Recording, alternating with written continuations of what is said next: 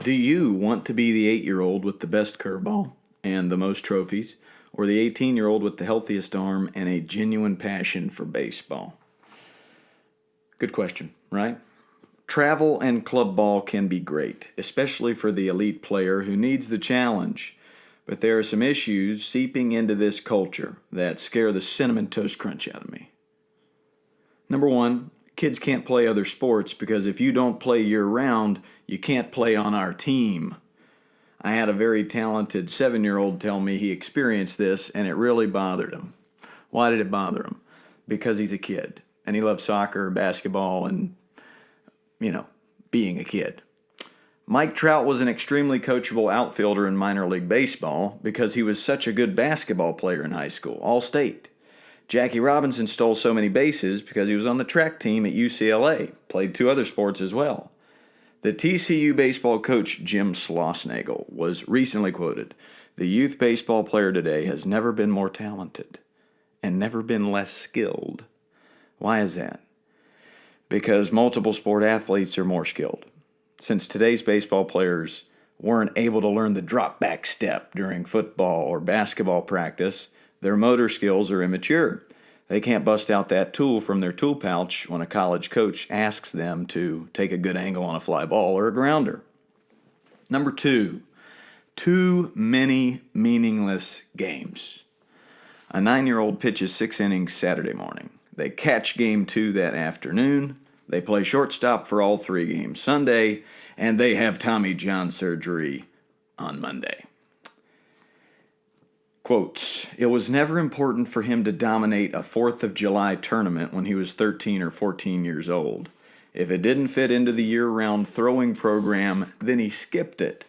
It was all about the big picture and making him the best he could be at age 18. That's Zach Doan, Garrett Cole's youth coach. Might have heard of him. There is so much emphasis put on high-leverage games, mentally and physically.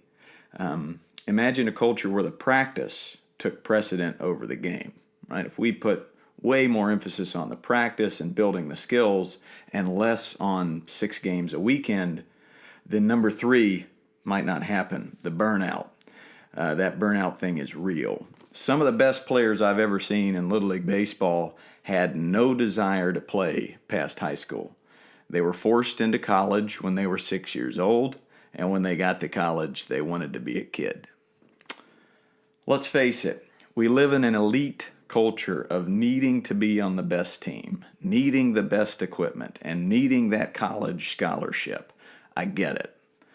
But who is doing the needing? The player or the parent? So what do? We fix it. We play in less tournaments and focus more on skill development and the big picture.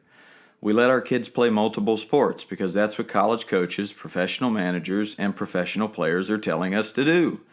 We listen to Christian Yelich when he questions the idea of a 9-year-old being pressured to win a meaningless game.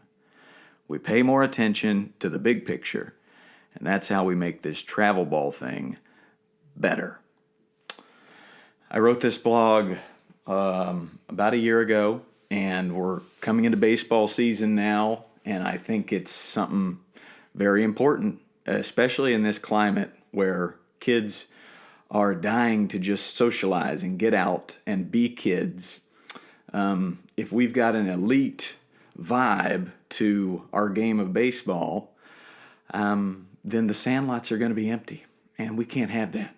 We got to have kids racing to the sandlots and wanting to play baseball and feeling included no matter their skill level, especially the good players. I had a really eye-opening comment last year at an advanced sandlot. I run sandlots for all different levels, and there was a kid, 13, plays a lot of travel ball, and midway through our sandlot game, he says, "Coach, this is fun."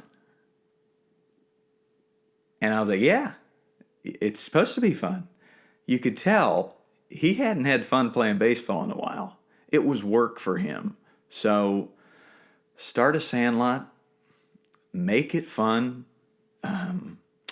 and yeah, let's fix this travel ball thing by looking at it big picture style, because that's what a ball player would do.